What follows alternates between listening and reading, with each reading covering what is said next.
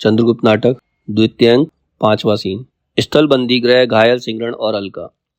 अलका, अब तो चल फिर सकोगे? सिंगरण, हाँ अलका, परंतु बंदी गृह में चलना फिरना व्यर्थ है। अलका, नहीं मालव, बहुत शीघ्र स्वस्थ होने की चेष्टा करो, तुम्हारी आवश्यकता है। सिंगरण, क्या?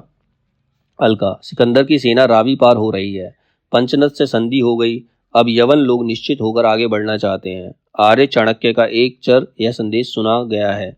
सिंगरण, कैसे? अलका, शपनक वेश में गीत गाता हुआ भीख मांगता आता है, उसने संकेत से अपना तात्पर्य कह सुनाया। सिंगरण, तो क्या आर्य चाणक्य जानते हैं कि मैं यहाँ बंदी हूँ? अलका, हाँ, आर्य चाणक्य इधर की सब घटनाओं को जानते हैं। सिंगरण, तब तो मालव पर शीघ्र ही आक्रमण होगा। अलका, कोई डरने की बात नहीं, क्योंकि चंद्रगुप्त को साथ लेकर आर्य ने वहां एक बड़ा भारी कार्य किया है। शूद्रकों और मालवों में संधि हो गई है। चंद्रगुप्त को उनकी सम्मिलित सेना का सेनापति बनाने का उद्योग हो रहा है, मतलब उसको प्रयास किया जा रहा है। सिंगरण उठकर, तब तो अलका मुझे शीघ्र पहुंचना चाहिए। अलका, परंतु तुम बंदी हो। सिंगरण, जिस तरह हो सके अलके मुझे पहुंचाओ। अलका कुछ सोचने लगती है, तुम जानते हो कि मैं क्यों बंदनी हूँ? सिंगरण, क्यों? अलका, आम्भिक से पर्वतेश्वर की संधि हो गई है और स्वयं सिकंदर ने विरोध मिटाने के लिए पर्वतेश्वर की भगिनी से आम्भिक का ब्याह कर दिया है, परंतु आम्भिक ने यह जानकर भी मैं यहाँ बंदनी हूँ मुझे छुड़ाने का प्रयत्न नहीं किया।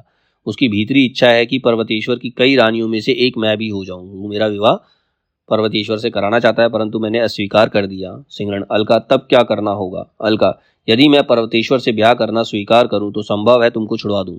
सिंगरण, मैं? अलका, मुझसे पूछती हो? अलका, तुम्हारा उपाय क्या है? सिंगरण, मेरा सिर घूम रहा है अलका, तुम पर्वतेश्वर की प्रणयनी बनोगी, अच्छा तो कि इससे पहले कि मैं ना रह जाता। अलका, क्यों मालव, इसमें तुम्हारी कुछ हानि है? सिंगरण, कठिन परीक्षा ना लो अलका, मैं बड़ा दुर्बल हूँ, मैंने जीवन और मरण में तुम्हारा संग न छोड़ने का प्रण किया है। अलका, मालव, देश की स्वतंत्रता तुम्हारी आशा में है। सिंगरण, और तुम पंचनद की अधीश्वरी बनने की आशा में, तब मुझे रणभूमि में प्राण देने की आज्ञा दो। अलका हंसती हुई, चिढ़ गए? आर्य चाणक्य की आज्ञा है कि थोड़ी देर पंचनद का सूत्र संचालन करने के लिए मैं यहाँ की रानी बन जाऊं। सिंगरण, यह भी कोई हंसी है? अलका, बंदी जाओ सो रहे हो, मैं आज्ञा देती हूँ। जाओ सो रहो, मैं आज्ञा देती हूँ।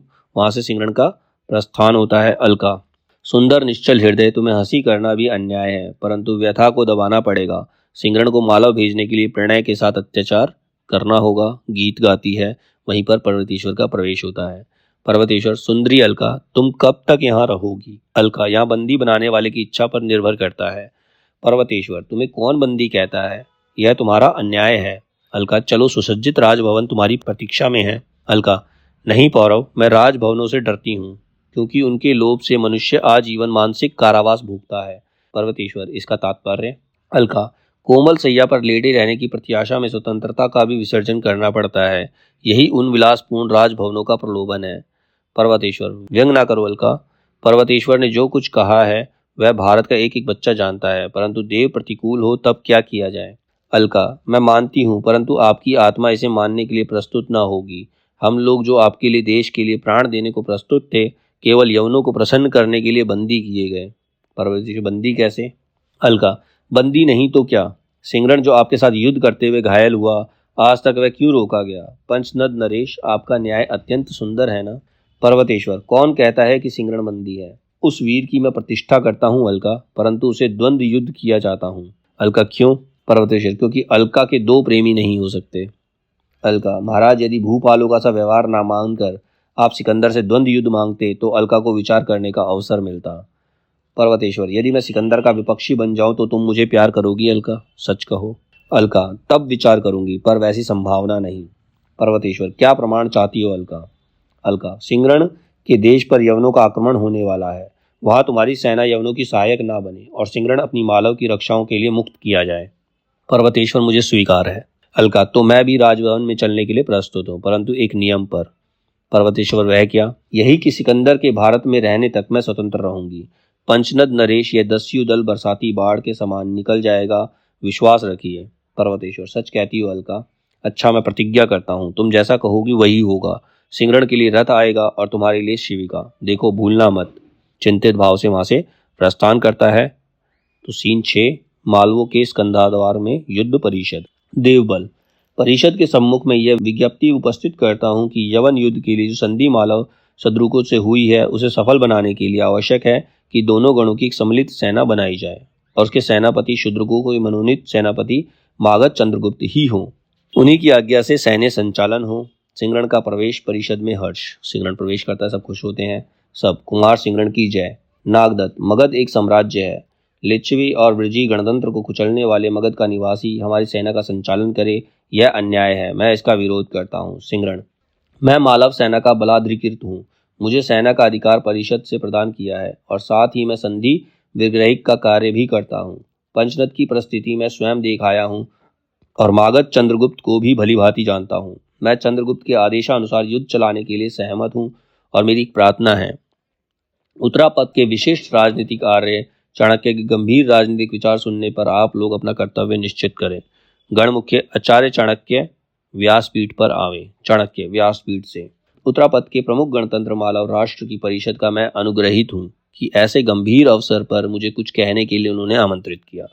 गणतंत्र और एक राज्य का प्रश्न यहाँ नहीं, क्योंकि लिच्छिव और वृज्जु का उपकार करने वाला मगध का राज्य शीघ्र ही गणतंत्र में परिवर्तित होने वाला है। युद्ध काल में एक नायक की आज्ञा माननी पड़ती है। वहां शलाका ग्रहण करके शस्त्र प्रहार करना असंभव है। अतएव सेना का एक नायक तो होना ही चाहिए और यहाँ की परिस्थिति में चंद्रगुप्त से बढ़कर इस कार्य के लिए दूसरा व्यक्ति नहीं है। विस्ता प्रदेश की अधीश्वर पर्वतीश्वर के यवनों से संधि करने पर भी चंद्रगुप्त ही के उद्योग का यह फल है कि पर्वतीश्वर की सेना यवन सहायता को नहीं आएगी। उसी के प्रयत्न से यवन सेना में विद्रोह भी हो गया है, जिससे उनका आगे बढ़ना असंभव हो गया है। परंतु सिकंदर की कूटनीति प्रत्यावर्तन में भी विजय चाहती है। वह अपनी विद्रोही सेना को स्थल मार्ग से लौटने की आज्ञा देकर नौबल के द्वारा स्वयं सिंध संगम तक प्रदेश विजय करना चाहता है। उसमें मालवों का नाश निश्चित है। अतएव सेनापतित्व के लिए आप लोग चंद्रगुप्त को वर्ण करें तो शूद्रकों का सहयोग भी आप लोगों को मिलेगा। चंद्रगुप्त को ही उन लोगों ने सेनापति बनाया है। नागदत्त, ऐसा नहीं हो सकता। चाणक्य, प्रबल प्रतिरोध करने के लिए दोनों सैन्यों में एकाधिपत्य होना आवश्यक है। साथ ही शूद्रकों की संधि की मर्यादा भी रखनी होगी। प्रश्न शासन का नहीं, युद्ध का है। युद्ध में सम्मिलित होने वाले वीरों को एकनिष्ठ होना ही लाभदायक है। फिर तो मालव और शूद्रक दोनों ही स्वतंत्र संघ हैं और रहेंगे। संभवतः इसमें प्राच्यों का एक गणराज्य आगामी दिनों में भी आ मिलेगा। नागदत्त, समझ गया। चंद्रगुप्त को ही सम्मिलित सेना का सेनापति बनाना श्रेयस्कर होगा। सिंगरण, अन्न पान और वैभस्य सेवा करने वाली स्त्रियों ने मालविका को अपना प्रधान बनाने की प्रार्थना की। गण मुख्य, उन लोगों की इच्छा पर है। अस्तु, महाबलाधिकृत पद के लिए चंद्रगुप्त को वर्ण करने की आज्ञा परिषद दे देती है।